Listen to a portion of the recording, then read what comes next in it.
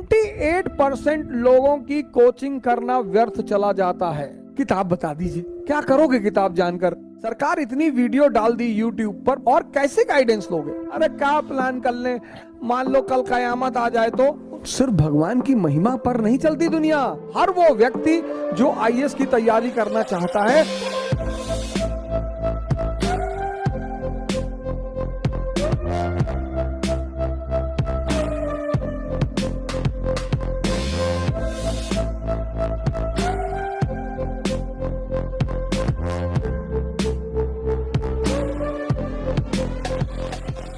जितने भी महान लोग हैं, शाही लोग हैं, एरिस्टोक्रेसी है, वो बिना प्लान के कुछ भी नहीं करती। आम आदमी किसके भरोसे है? भाग्य के। मैंने कहा ना, दुनिया में दो ही जातियां हैं, एक एरिस्टोक्रेसी, एक कॉमन पीपल। बड़े सारे युवा मुझसे कहते हैं तैयारी शुरू करना है, कहां से शुरू करें, आप गाइडेंस दे दें। सरकार इतनी वीडियो डाल दी यूट्यूब पर, बहुत सारे लोगों की वीडियो पड़ी हुई है, और कैसे गाइडेंस लोगे? पहला चरण जो गाइडेंस का होगा वो ये है कि बेस क्लियर होना चाहिए। तुमको यार लैटिट्यूड पता नहीं, लॉन्गिट्यूड पता नहीं, फोर्स पता नहीं, मास पता नहीं, मोमेंटम पता नहीं, इनर्शिया पता नहीं, किताब बता दीजिए, क्या करोगे किताब जानकर? आईएएस की तैयारी का जो पहला चरण है, हर वो व्यक्ति जो आईएएस की तैयारी करना चाहता है, उसे पहली चीज जो स्पष्ट करनी है कि उसका आधार मजबूत है कि नहीं। वो अगर आधार मजबूत करके कोचिंग करना है तो उसे 80% का फायदा होगा। फिर से मैं इस बात को रिपीट करूंगा, हर वो व्यक्ति जो आईएएस की कोचिंग करना चाहता है, अगर वो आधार मजबूत कर करके आए, जब वो ग्रेजुएशन फर्स्ट ईयर में है तभी से शुरू कर दे,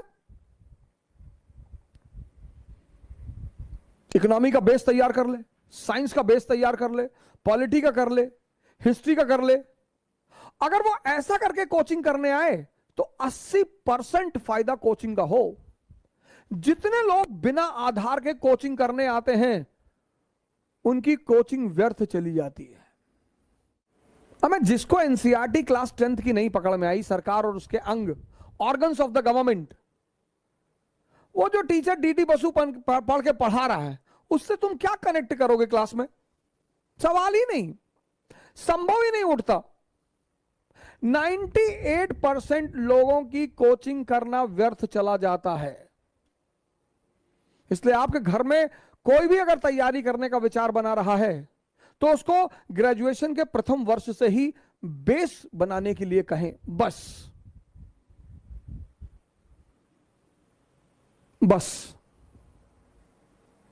अगर व्यक्ति ने अपना बेस बना लिया तो कोचिंग उससे फायदा करेगी, तो कोचिंग उसे सूट करेगी। बिना बेसिक्स के कोचिंग करना व्यर्थ है।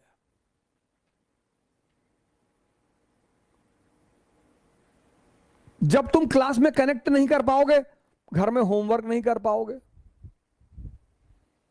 जब तुम्हें क्लास में कुछ समझ में नहीं आएगा, तुम लिखोगे सिर्फ बैठकर, घर में होमवर्क नहीं कर पाओगे। घर में होमवर्क नहीं कर पाओगे, कंसोलिडेट नहीं होगा।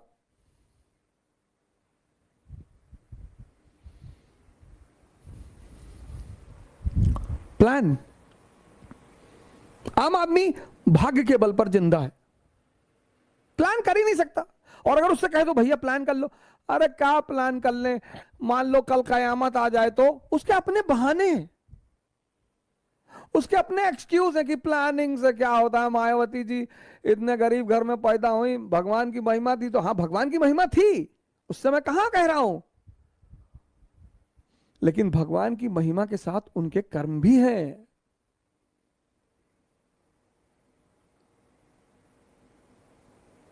सिर्फ भगवान की महिमा पर नहीं चलती दुनिया। नहीं तो मंदिर का पुजारी का बेटा आईएएस होता, नहीं तो मस्जिद के इमाम के बेटे ही आईएएस होते, नहीं तो चर्च के पादरियों के बेटे ही आईएएस होते और राजा होते। अगर सिर्फ भगवान के बल पर यह दुनिया चल रही होती तो सबसे ज्यादा परिवार किसके खुशी होते? पुरोहितों के। उन्हीं के बच्चे सबसे सफल होते, उन्हीं के बच्चों की अच्छी शादी होती, उन्हीं के बच्चों की नौकरी लगती। पर बड़े सारे लोगों के मां बाप नास्तिक हैं, उनके बेटे बहुत ऊंचाई पर हैं, उनके बच्चे बहुत ऊंचाई पर हैं। आम आदमी भाग्य के बल पर जीता है,